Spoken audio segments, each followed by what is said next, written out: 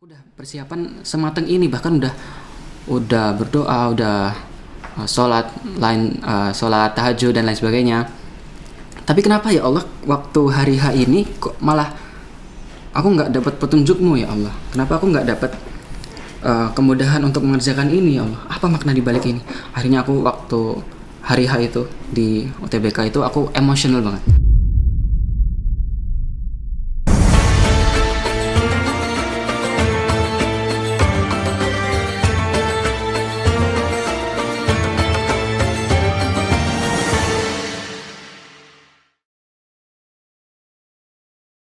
Bismillahirrahmanirrahim.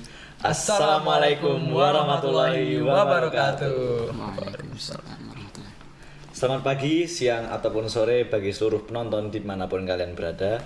Oke, selamat datang di episode pertama NCAS atau Ramadan Podcast Season 4 SMA Negeri 8 Yogyakarta.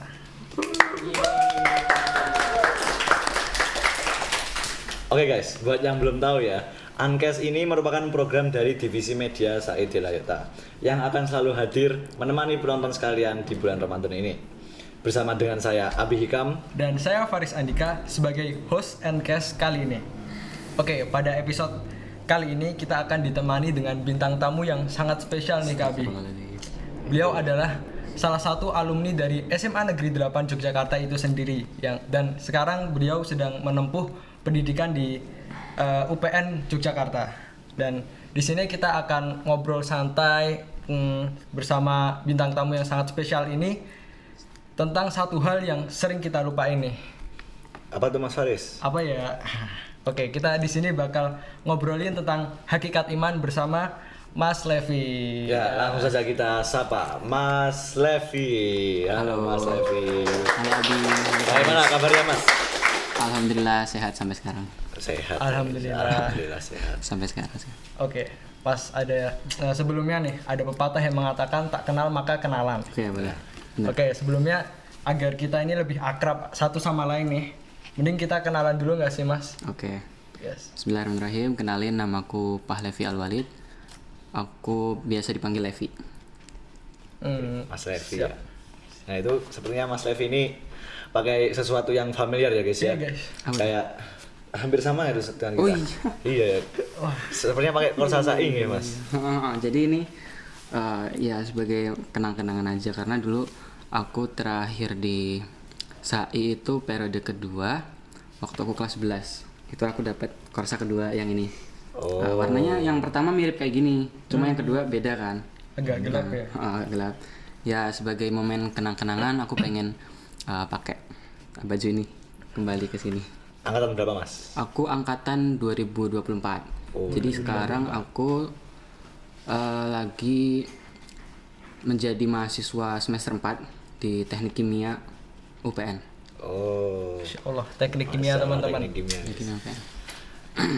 Oke, untuk akhir-akhir ini ya Mas Levi, selain menjadi mahasiswa teknik kimia di UPN, itu apakah ada kesibukannya yang lain mungkin? Untuk kesibukan banyak sih sebenarnya. Aku ikut organisasi juga UKM, terus aku jadi asisten dosen juga, dan lagi bikin jurnal. Kalau boleh tahu jurnal apa tuh Mas? Jurnal tentang thermographic analysis. Jadi itu Masya tentang Allah. dekomposisi dari biomasa gitulah. Kimia guys, kimia banget ya. Masya Allah, di tengah kesibukan yang sangat sibuk dari Mas Levi ini ya, beliau masih menyempatkan diri untuk datang ke podcast kita nih Kak. Iya. Masya Allah. Terima kasih Mas Levi. Alhamdulillah. Oke Mas Levi, kita di sini ingin ngobrol-ngobrol santai aja Mas tentang topik yang cukup familiar dengan kita, yaitu tentang hakikat iman. Nah, sekarang ini nggak sedikit orang bilang iman tuh yang penting percaya aja teman-teman. Jadi aku butuh pendapat dari Mas Levi sendiri yang udah lewatin fase SMA dan sekarang di dunia kampus. Apa sih itu arti iman menurut Mas Levi? Oke, bismillahirrahmanirrahim. Tadi kita mengangkat tema hakikat iman ya. Yes, betul. Hakikat iman itu sebenarnya mudahnya itu adalah kesungguhan iman. Iman yang sebenar-benarnya itu yang kayak gimana? Nah, itu yang akan kita bahas saat ini. Nah, kalau kita lihat di Indonesia ya khususnya, itu memang banyak permasalahan mengenai iman. Makanya ya meskipun aku masih sedikit ilmunya tentang iman, khususnya iman yang akan kita bicarakan sekarang, tapi insya Allah karena ini materi yang cukup penting dan krusial gitu. Kalau misalkan nggak ada iman nanti parah itu, bagi umat muslim itu parah, karena iman itu satu hal yang menjadi rukun. Dan masalah di Indonesia itu banyak banget yang berkaitan dengan iman. Kayak contohnya kemarin ada yang bilang ada seorang ustadz itu di sebuah pondok itu merancang sebuah bangunan untuk pondoknya. Dibangunlah pondok itu. Kemudian beliau mau meningkatkan kapasitasnya, tapi tidak dirancang konstruksinya dengan baik. Akhirnya apa? Roboh. Ketika roboh, si ustadz ini bilang kalau itu takdir. Nah, ini bahaya. Sebenarnya itu bukan takdir. Itu adalah sesuatu yang masih bisa kita ubah sebelumnya. Takdir mu'alaq namanya. Nanti akan kita bahas. Ada banyak banget kejadian-kejadian atau peristiwa di Indonesia itu yang menganggap iman itu salah kaprah sebenarnya. Kayak contohnya kemarin waktu bencana alam di Aceh, Sumatera itu ya. Itu ada pejabat yang bilang kalau itu takdir gitu. Ya enggak, sebenarnya sebelum itu terjadi kita bisa mengantisipasinya kan sebenarnya. Terutama yang memegang kontrol, memegang kuasa waktu itu atas lahan, atas wilayah di sekitar itu tuh pejabat gitu. Dan harusnya mereka udah tahu gitu, ketika mereka mengambil sesuatu dari tempat itu nanti dampaknya apa gitu, itu bakal menyebabkan apa, dan itu bisa dicegah sebenarnya. Itu salah kaprah. Malah pejabat bilang kalau itu takdir. Itu bukan takdirnya, itu bukan takdir dari Allah. Itu sebenarnya akibat ulah kita yang zalim gitu. Berarti iman ini penting banget ya Mas bagi setiap muslim, karena muslim tanpa iman itu bagaikan bangunan tanpa pondasi gitu. Bener banget. Siap. Oke guys. Oke, kita langsung ke pertanyaan berikutnya ya guys ya. Oke, dari Mas Levi sendiri ya. Ada nggak sih Mas suatu kejadian pas SMA atau kuliah yang Mas merasa kalau Islam itu bukan lagi kewajiban dari ortu atau aturan sekolah, tapi Mas Levi beneran merasa bahwa oh jadi begini cara Allah sayang sama aku gitu. Nah, dari pengalaman Mas Levi sendiri ada nggak Mas? Sebenarnya ada satu kejadian yang itu menjadi titik balikku sehingga aku mempertanyakan kembali keislamanku. Jadi aku mungkin aku cerita sedikit ya. Aku mau balik flashback ke mulai dari SD mungkin ya. SD, SMP itu aku sekolah di sekolah Islam terpadu atau sekolah IT. Di situ kurikulumnya sudah mewajibkan kita untuk sholat duha, untuk baca Quran, untuk taklim, untuk kita mempelajari kitab, dan itu ada waktu-waktunya dan setiap hari diulang-ulang terus. Biar apa? Biar jadi kebiasaan. Tapi di situ masalahnya aku belum terlalu paham gitu. Ini arti kewajiban buat kita tuh apa? Jadi waktu itu ya sholat duha hanya sekedar kewajiban aja. Kayak aku sholat duha ya udah sholat duha, ikut yang lain gitu kan. Terus aku ngaji ya karena memang ada mata pelajarannya untuk ngaji ya kan. Kita belajar ngaji dan lain sebagainya. Itu masih aku anggap sebagai kewajiban aja gitu. Kemudian karena aku ngide ya, aku nyoba untuk SMA-nya itu di negeri. Jadi aku carilah sekolah negeri yang terdekat di rumahku, itu SMA 8 ini sama SMA 4 Depok ya, bener ya? Sampingnya SMA 4 Depok ya? Iya kayak. Nah, karena dulu kakakku juga di sini SMA 8, akhirnya aku coba lah, aku ngide. Aku kan kemarin udah sekolah Islam terpadu nih, udah swasta terus. Aku pengen coba negeri, gimana sih rasanya gitu kan? Aku pengen coba gitu. Iya. Sebenarnya ya karena hal yang simpel itu aku masuk ke sini. Nah di sini karena aku belum punya pondasi iman yang kuat ya, jadi aku masuk SMA, kemudian berdinamika di sini itu malah bisa dibilang menjadi titik rendahku selama aku hidup ini. Waduh. Gitu. Jadi karena aku hanya memahami amal-amal kayak sholat duha, baca Quran, sholat sunnah-sunnah lainnya, itu hanya sebatas kewajiban. Dan ketika aku pindah ke SMA negeri itu tidak ada yang menuntut ya, nggak ada yang nyuruh aku kalau pagi harus sholat duha, siangnya baca Quran dan lain sebagainya.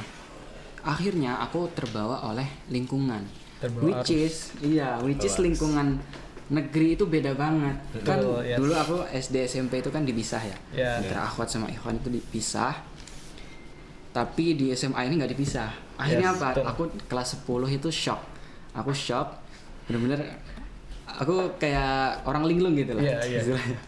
Karena aku Paham. di sini aku termasuk yang minoritas ya dari sekolah swasta. Jadi aku nggak relate gitu, teman-temanku yang ada di swasta tuh dikit gitu. Akhirnya apa? Aku terbawa arus, kemudian banyak terjadi hal-hal yang ya nauzubillah, semoga nggak terulang lagi ya. Amin. Karena dulu aku banyak maksiatnya waktu SMA. Jujur waktu SMA banyak maksiatnya. Terus udah mulai jarang bersyukur, jarang berdoa, sholat sunnah pun aku tinggalkan gitu kan.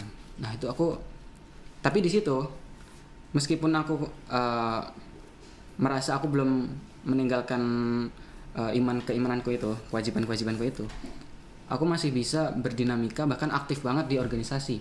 Aku ikut Dewan Ambalan, terus aku ikut PDT, ikut Paskibraka, ikut OSIS juga, ikut orkestra juga.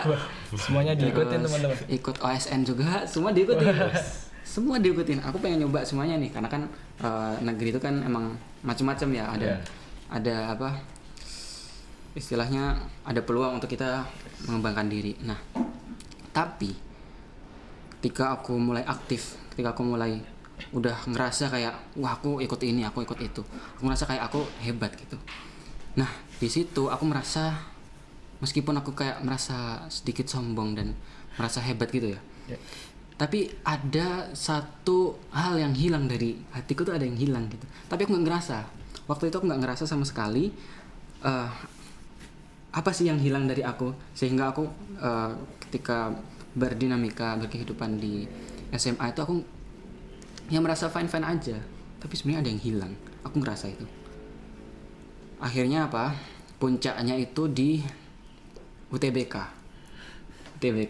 Jadi UTBK itu kan udah masa akhir SMA ya, udah mau lulus kan. Yes. Setelah UTBK udah nggak balik lagi ke sini.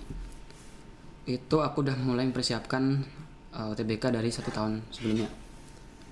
Udah persiapin segala macam, ikut bimbel, ikut les, belajar sama teman dan lain sebagainya. Tetapi ketika UTBK di hari H itu aku merasakan aku ngerjainnya setengah hati doang. Aku ngerasa ya Allah, aku udah ngerjain, aku udah persiapan setahun sebelum hari ini. Aku udah persiapan sematang ini, bahkan udah berdoa, udah sholat tahajud dan lain sebagainya. Tapi kenapa ya Allah, waktu hari H ini kok malah aku nggak dapat petunjukmu ya Allah? Kenapa aku nggak dapat kemudahan untuk mengerjakan ini ya Allah? Apa makna di balik ini? Akhirnya aku waktu hari H itu di UTBK itu aku emosional banget. Selesai UTBK, aku masih ingat itu UTBK-nya di Gedung Perpustakaan FKKMK UGM di FKKMK. Terus setelah selesai UTBK aku agak emosional kan. Terus aku, karena di situ ada masjid di bagian baratnya FKKMK itu nyebrang. aku sholat duha lah di situ karena masih pagi. Aku sholat duha, aku berdoa sama Allah, aku sholat terus doa sama Allah, ya Allah kenapa ini hari ini yang udah aku persiapkan sematang ini kok rasanya kayak nggak bener ya, kok rasanya kayak nggak kau tolong ya Allah, kayaknya ada yang salah nih sama aku. Akhirnya apa, aku ngerefleksiin banyak hal dari situ. Di waktu salat duha itu aku merefleksikan kehidupanku di SMA. Aku dari masuk SMA itu niatku apa sebenarnya, terus tujuanku masuk SMA negeri itu apa, nanti aku mau dapat apa, maknanya tuh apa. Aku mulai refleksi. Terus kemudian aku refleksi lagi amal ibadahku. Oh bener ini, aku baru sadar waktu itu, oh bener ini aku udah mulai jarang hafalan Quran, aku udah mulai jarang baca Quran, aku udah mulai jarang tahajud, aku udah mulai jarang amal-amal yang dulu aku ngelakuin di waktu SD SMP gitu. Dan akhirnya ketika refleksi itu masuk ke hatiku ya, merasuk gitu kan, aku merasa kayak aku harus berubah, aku harus merubah mindsetku, perspektifku terhadap Islam yang selama ini hanya sebatas ya kewajiban aja yang aku lakuin, sebatas perintah orang tua gitu kan tadi bilangnya ya, perintah orang tua, terus tuntutan agama dan lain sebagainya. Itu aku pengen mikir kembali, pengen kembali masuk Islam, kembali pengen jadi Islam yang kembali pengen jadi Muslim yang baik lagi, tapi lebih baik dari sebelumnya. Akhirnya dari hari itu aku mulai konsisten untuk hafalan Quran lagi, aku mulai konsisten untuk baca Quran lagi. Dan itu aku lakuin karena aku ketemu satu ayat yang bikin aku emosional juga. Jadi satu ayat itu adalah surat At-Taghabun, surat ke-64 ayat 11. Bunyinya a'udzubillahi minasyaitonirrajim. Ma asaba min musibatin illa biiznillah. Wa man yu'min billahi yahdi qalbah. Wallahu bikulli syai'in alim. Ma asaba min musibatin illa biiznillah. Semua musibah yang menimpa seseorang itu atas izin Allah. Jadi apa yang aku rasakan ini, musibah-musibah ini, itu ternyata atas izin Allah. Tapi jangan salah kaprah untuk memahami ini sebagai Allah itu udah Jahat. udah menakdirkan aku untuk jahat. Jadi aku ya udah aku nggak usah hidup gitu. Enggak gitu sebenarnya. Itu pemahaman yang salah. Yang benar adalah Allah itu maha mengetahui kan. Dalam 99 sifatnya itu salah satunya Allah itu maha basir, maha alim, maha mengetahui. Tapi Allah itu tidak menzalimi hambanya. Allah itu tidak membuat hambanya itu mempunyai takdir yang jelek. Itu nggak mungkin. Nggak mungkin Allah ngasih takdir kita yang jelek, itu nggak mungkin. Hanya kita ketika kita bermaksiat, ketika kita jauh dari Allah, itu kita bakal dapat itu musibah-musibah kayak gitu. Ma asaba min musibatin illa biidznillah wa may yu'min billahi yahdi qalbah. Di sini aku geleng-geleng lah istilahnya. Wa may yu'min billahi yahdi qalbah. Kok bisa relate ya? Ketika wa may yu'min billahi yahdi qalbah itu artinya ketika kamu beriman kepada Allah, beriman yahdi qalbah, maka Allah akan memberikan petunjuk ke hatimu. Langsung di waktu itu, di hari itu aku ngerasa kayak wah ini tamparan keras banget sih. Aku ngerasa aku nggak pernah bicarain soal iman, makanya mungkin Allah nggak ngasih petunjuk ke hatiku gitu loh. Nggak ngasih petunjuk. Jadi mulai dari situ aku mulai mencoba untuk beriman lagi. Aku mulai mempertanyakan 5W1H. Apa itu iman? Kenapa aku harus beriman? Cara beriman yang benar tuh kayak gimana? Dan lain sebagainya. Aku mulai mencoba lagi. Dan aku ya alhamdulillah aku ketemu banyak banget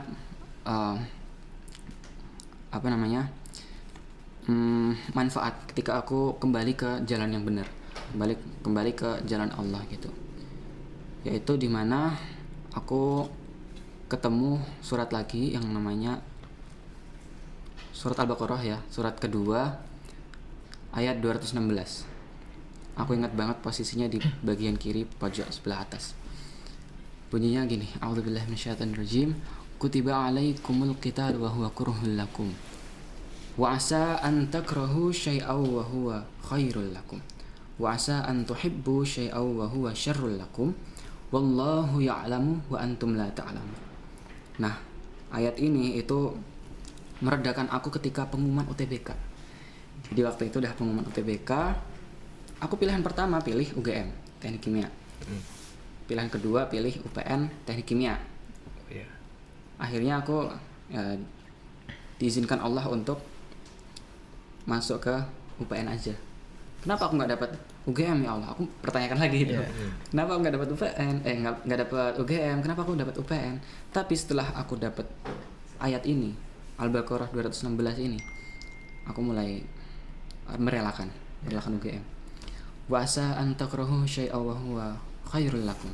Boleh jadi apa yang kamu pikir itu buruk bagimu, itu baik bagimu. Wa asa an tuhibbu syai'aw wa huwa syarrul lakum. Boleh jadi apa yang kita pikir itu baik buat kita, ternyata itu buruk buat kita. Dan ayat ini diakhiri dengan wallahu ya'lamu wa antum la ta'lamun. Bahwa Allah tuh mengetahui sedangkan kita tidak mengetahui apa-apa. Jadi kita tuh posisinya adalah manusia yang lemah. Manusia yang lemah yang kita nggak tahu apa-apa. Kalau misalkan itu baik ya Allah, maka berikanlah kepada aku. Waktu itu doanya kayak gitu. Ketika itu buruk bagiku, maka jangan kasih ya Allah, atau berikanlah jalan yang lain gitu. Nah dari situ aku mulai belajar iman. Apa itu iman? Iman dari iman kepada Allah, iman kepada Rasulullah, iman kepada Allah, iman kepada malaikat, iman kepada kitab, iman kepada Rasulullah, hari akhir, qada dan qadar. Itu aku pelajari betul-betul karena aku ketemu tadi sama surat At-Taghabun itu. Itu benar-benar emosional sih. Itu kejadian yang mungkin bikin aku merubah perspektifku selama aku SMP, SMA, bahwa Allah itu tidak memberikanku petunjuk. Bukan gitu, tapi sebenarnya Allah itu menunda petunjuk karena aku masih zalim terhadap diri sendiri. Belum siap, betul. Hatiku masih kotor. Aku masih belum siap untuk menerima ilmu.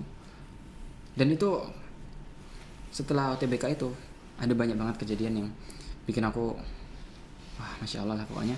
Aku mensyukuri kalau aku bisa kembali lagi menjadi muslim yang lebih baik. Masya Allah. Jadi itu merupakan salah satu kejadian yang merubah perspektif Mas Levi sendiri ya. Oke Mas, jadi di era sekarang kan istiqomah ini bagi kita para pemuda ini kan mungkin susah ya, cukup sulit nih. Betul banget. Nah, Susah. menurut Mas Levi itu apa sih tantangan tersulit bagi anak muda yang mau menjaga keistiqomahan beribadah, dan gimana caranya biar mereka itu nggak terbawa arus di era sekarang? Oke, ini pertanyaan cukup bagus. Yes. Jadi untuk kita mengistiqomahkan amalan kita, itu kita yang pertama harus tahu makna kita ngelakuin itu apa. Ngelakuin amalan-amalan itu untuk apa? Maknanya apa? Nilainya apa? Apa manfaatnya buat aku? Itu yang harus kita tanyakan. Nah, kalau kita nggak mempertanyakan itu, aku yakin nanti ketika kita mengamalkan sesuatu yang misalnya itu sunnah-sunnah dan lain sebagainya, itu bakal terasa berat karena kita nggak tahu why-nya. Pertanyaan paling krusial itu why. Kenapa aku ngelakuin ini? Kenapa aku sholat? Kenapa aku harus beriman kepada 6 rukun itu? Kenapa aku harus melakukan sunnah-sunnah? Itu harus kita ketahui terlebih dahulu. Apa sebenarnya makna iman itu? Iman kepada Allah berarti artinya kita mengimani apa yang telah Allah ciptakan di dunia ini, dan apapun yang bergerak, molekul yang bergerak di dunia ini tidak mungkin bisa bergerak atas izin Allah. Jadi kita meyakini sepenuh hati. Iman itu kan artinya mempercayai dengan sepenuh hati, meskipun kita tidak melihat fisiknya, meskipun kita tidak melihat hal-hal yang gaib nanti seperti apa, itu urusannya Allah. Urusan kita adalah beriman dan mempercayainya bahwa Allah itu menciptakan segala sesuatu. Allah sudah memberikan bukti, bahkan di Al-Quran itu banyak ayat-ayat yang terbukti, bahkan baru-baru saja terbukti. Kemudian iman kepada malaikat, artinya kita mengimani bahwa malaikat itu punya SOP-nya. Malaikat itu punya tugas-tugasnya sendiri dan itu sudah Allah tugaskan. Kemudian kitabullah, Al-Quran, di dalamnya itu berisi petunjuk, guide of life. Jadi yang kita imani adalah kalimat-kalimat yang ada di Al-Quran itu. Bayangkan 1400 tahun sebelum sekarang sampai sekarang Al-Quran itu tidak pernah berubah sedikit pun, dan tidak ada kontradiksi sama sekali. Artinya ini betul-betul kitab yang diturunkan dari Allah Subhanahu wa taala. Ini betul-betul kalimat-kalimat Allah yang menjadi istilahnya kayak petunjuk kita selama kita menjalani hidup. Jadi kayak misalkan kita analoginya kayak gini ya, kita lagi bikin Lego nih. Kita nggak tahu nih Lego ini mau dibikin apa, dikasih boxnya isi Lego, tapi nggak dikasih instruksi, pasti nanti hasilnya macam-macam. Hasilnya ada yang mungkin bikin pesawat, ada yang bikin mobil-mobilan dan lain sebagainya. Tapi kalau sudah ada instruksinya dan itu instruksi yang benar dikasih tahu, maka kita berusaha semaksimal mungkin untuk mempercayainya kalau itu benar, mempercayainya, kemudian kita mengamalkannya juga. Analoginya mungkin kayak gitu ya, gampangannya. Jadi Al-Quran itu harus kita imani juga selain malaikat dan Allah Subhanahu wa taala. Kemudian kita mengimani kepada Rasulullah. Artinya apa? Rasulullah ini sebagai penyampai wahyu dari Allah Subhanahu wa taala. Buktinya apa? Buktinya beliau itu salah satu buktinya itu Rasulullah SAW itu beliau buta huruf sebenarnya.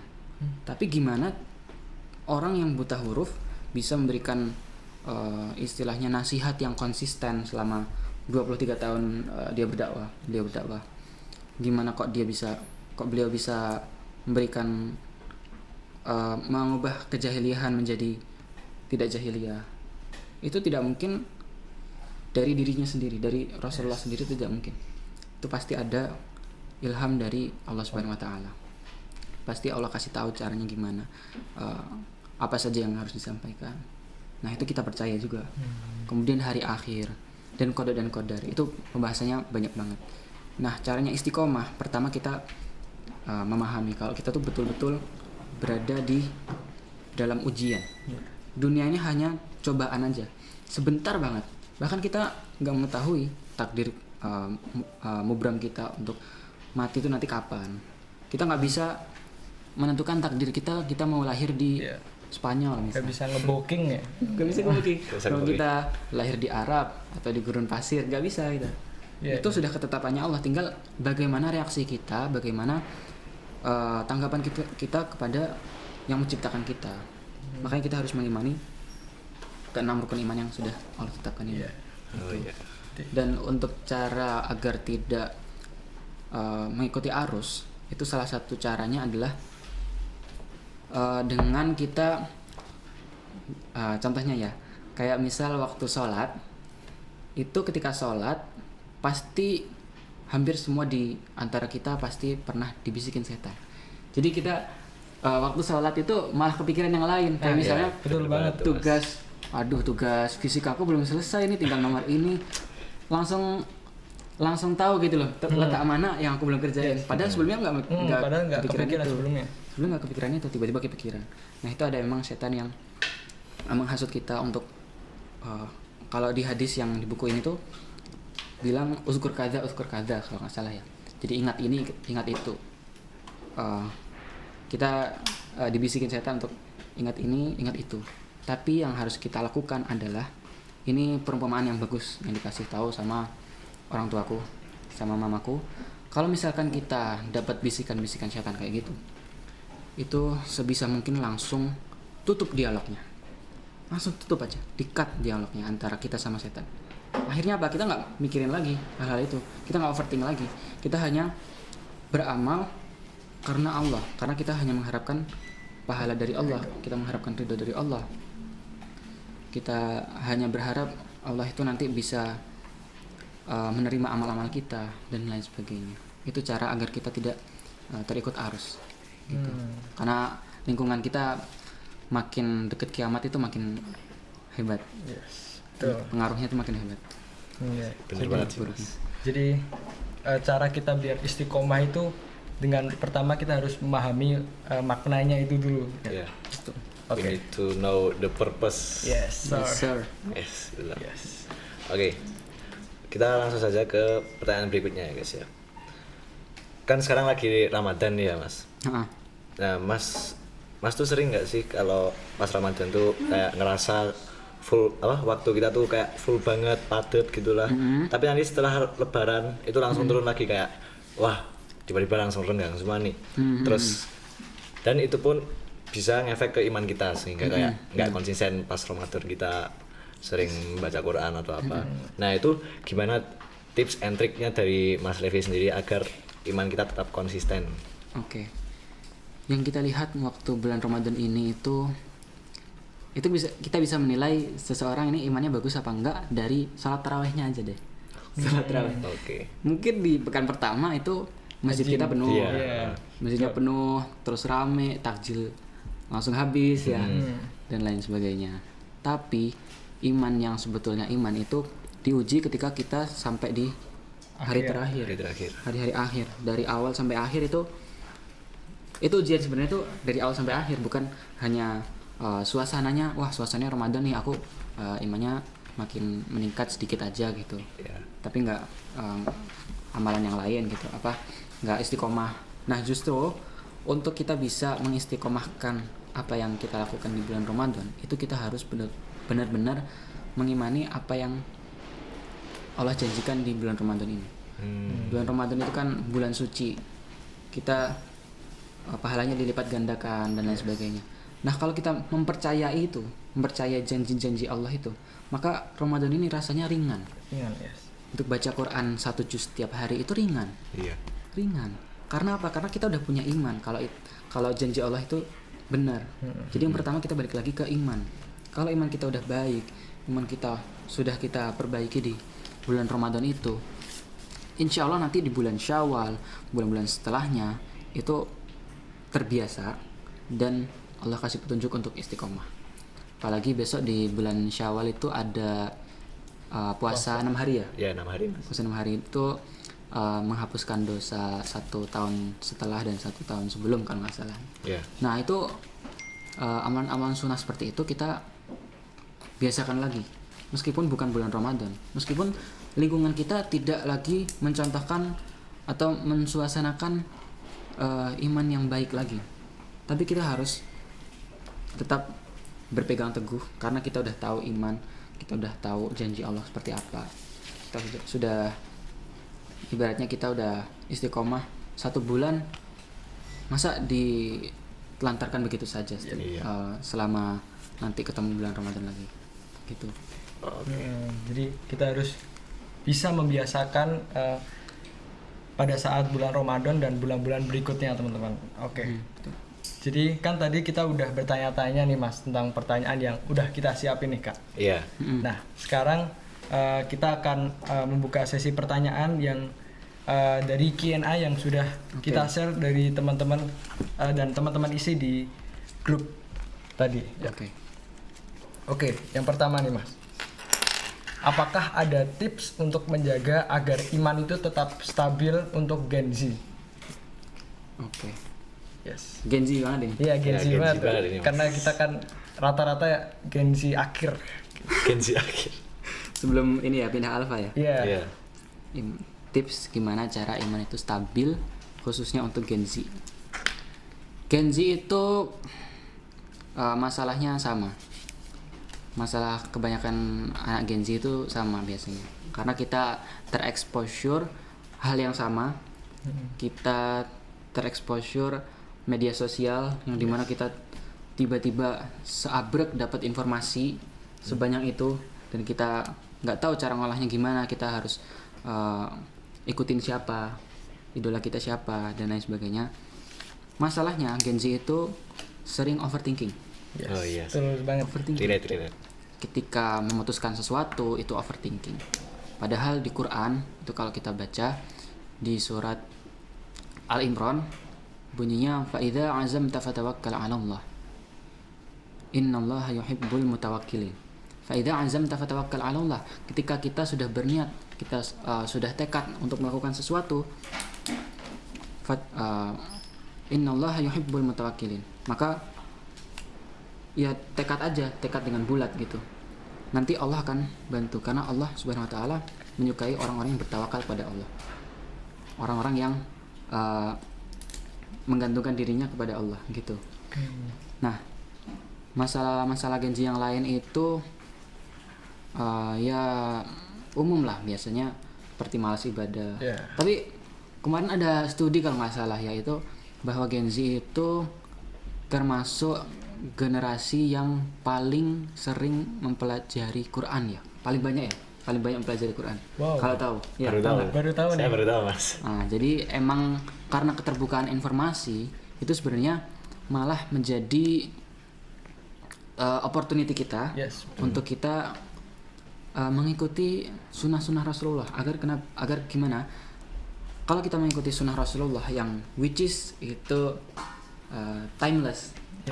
Timeless itu artinya ketika Rasulullah melakukan sunnah-sunnah itu di masa itu bisa kita praktikkan juga di sekarang dan masih relevan. Nah itu artinya timeless. Ketika kita mencoba untuk melakukan sunnah-sunnah itu, nah nanti kebanyakan orang itu mencontoh dari apa yang kita perbuat biasanya ya. Apalagi orang-orang non-muslim. Itu mencontoh dari kita yang apa yang kita perbuat, amalan-amalan kita, bagaimana kita rajinnya dan lain sebagainya. Maka ya nggak heran memang kalau Muslim Gen Z itu mungkin banyak yang lebih terbuka terhadap dunia, lebih open gitulah informasi. Oke. Jadi itu teman-teman tentang tips untuk menjaga iman untuk kita para Gen Z ya Mas. Iya, para Gen Z. Oke, lanjut ke pertanyaan kedua Mas Abi. Oke, kita lanjut ke pertanyaan kedua nih ya. Pertanyaan untuk Mas Levi. Mas Levi pernah nggak sih merasa guilty atau bersalah gitu karena imannya itu nggak sesuai dengan ekspektasi orang-orang di sekitar gitu loh Mas? Oke. Ini sebenarnya pertanyaan yang awam ya, karena kita nggak boleh untuk berekspektasi, kita nggak boleh melakukan sesuatu karena ingin memenuhi ekspektasi sosial. Jangan maksa ya. Nggak akan bisa kita membahagiakan semua orang tuh, nggak akan bisa. Betul. Jadi yang harusnya kita lakukan adalah kita nggak boleh sama sekali berharap sama makhluk. Betul banget teman-teman, berharap sama makhluk tuh adanya kecewa doang. Bener banget, aman banget. Kecewa kenapa? Karena manusia itu nggak pasti. Nggak bisa dipastikan geraknya kayak gimana, pikirannya kayak gimana, nggak bisa dipastikan. Di dunia ini nggak ada yang pasti, bener nggak? Betul. Nggak ada yang pasti dunia ini. Maka kalau ngerasa guilty karena ekspektasi sosial itu mungkin enggak, tapi kalau ngerasa guilty karena dosa-dosa sendiri itu sering sih. Sering, apalagi waktu titik balik SMA waktu itu. Itu ngerasa guilty banget, emosional banget. Tapi justru di titik itu ketika aku mencoba untuk kembali ke Allah Subhanahu wa taala, Allah itu ibarat tirai kayak gini, itu dibuka langsung. Dibuka semuanya ilmu. Ilmu itu mudah masuk ke hatiku. Aku makin mudah mempelajari agama dan lain sebagainya. Jadi perasaan guilty, terus perasaan tadi pertanyaan pertama tadi nggak stabil imannya, itu wajar sebenarnya. Wajar karena iman itu fluktuatif. Terus maksudnya bisa naik, bisa turun, bisa kita ngerasa kita sudah beramal dengan baik, tapi di satu sisi kita merasa berdosa. Nah, yang harus kita lakukan adalah bagaimana kita menyikapi itu.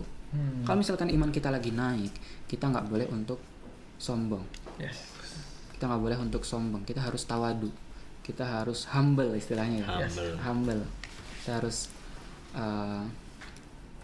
membagikan ilmu kita ke teman-teman yang lain. sehingga apa yang kita sampaikan itu bisa jadi amal jariah. Kemudian ketika kita amalnya lagi down, itu reaksi kita yang dinilai. Kita mau kembali kemana? Kita mau minta tolong sama siapa kalau bukan minta tolong sama Allah gitu.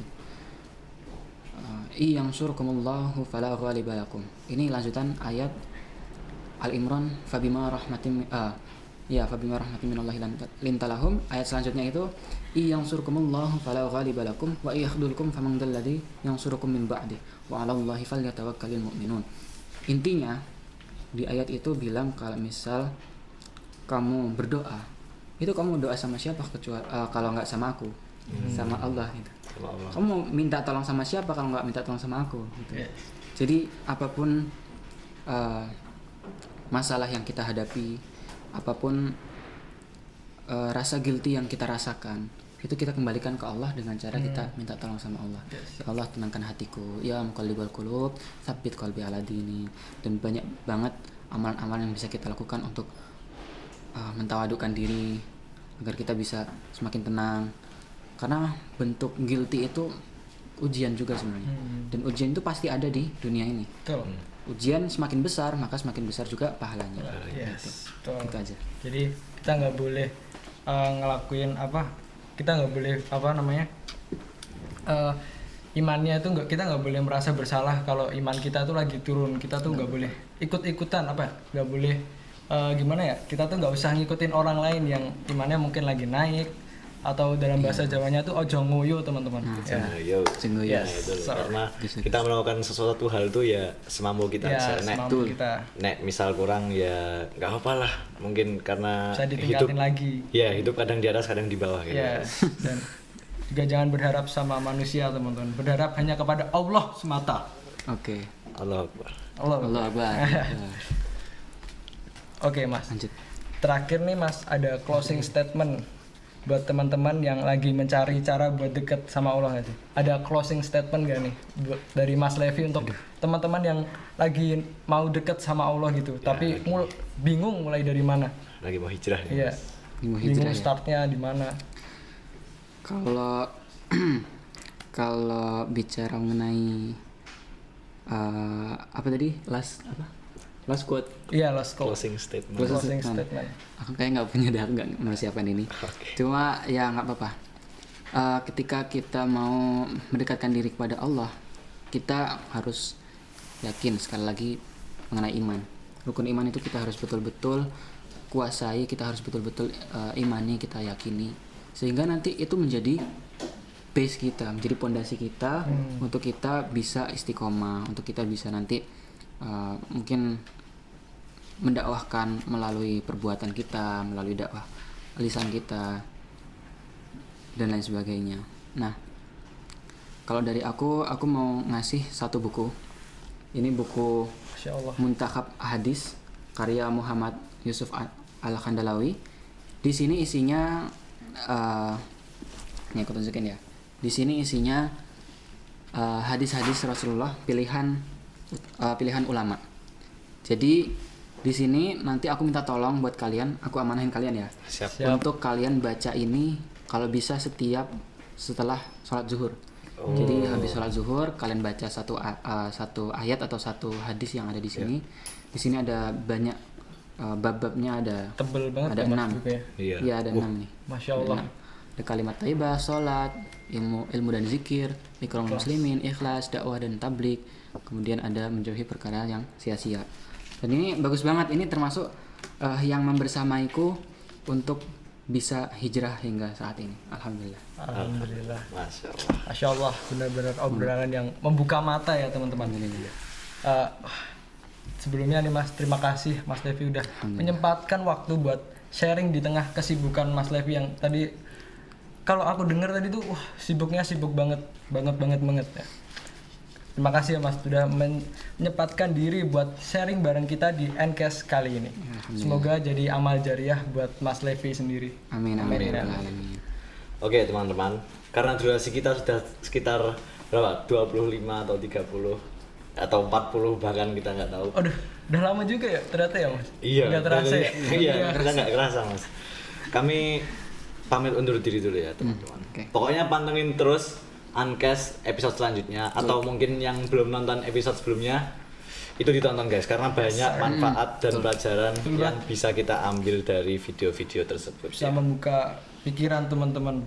Ya. Yang- Oh ya, jangan lupa like, subscribe, komen, dan share ke ya pokoknya share ke siapapun lah iya. ya teman-teman Keluarga. gitu. Saudara, sanak saudara, ya. Oke. Ya, dan jangan lupa follow Instagram @rohisdelayota. Yes. Dan Kita akhiri mungkin ya, sebelumnya kita kasih kata-kata buat teman-teman untuk selamat menjalankan ibadah puasa gitu Mas. Oh, iya. Oke, Oh, bareng oke. ya? Oke. 1, 2, 3. Selamat menjalankan ibadah puasa. Ya. Oke, karena udah waktunya habis, kita tutup aja. Nah, tutup ke kafaratul majelis. Oke, sebelum kita akhiri video ini ya guys ya. Mari kita membaca Alhamdulillah dan doa kafaratul majelis bersama-sama. Alhamdulillahirrahmanirrahim. Subhanakallahumma wa bihamdika asyhadu an la ilaha illa anta astaghfiruka wa atubu ilaik. Amin. Baik, sekian dari saya Abi Hikam. Dan saya Faris Andika. Dan saya Levi. Assalamualaikum warahmatullahi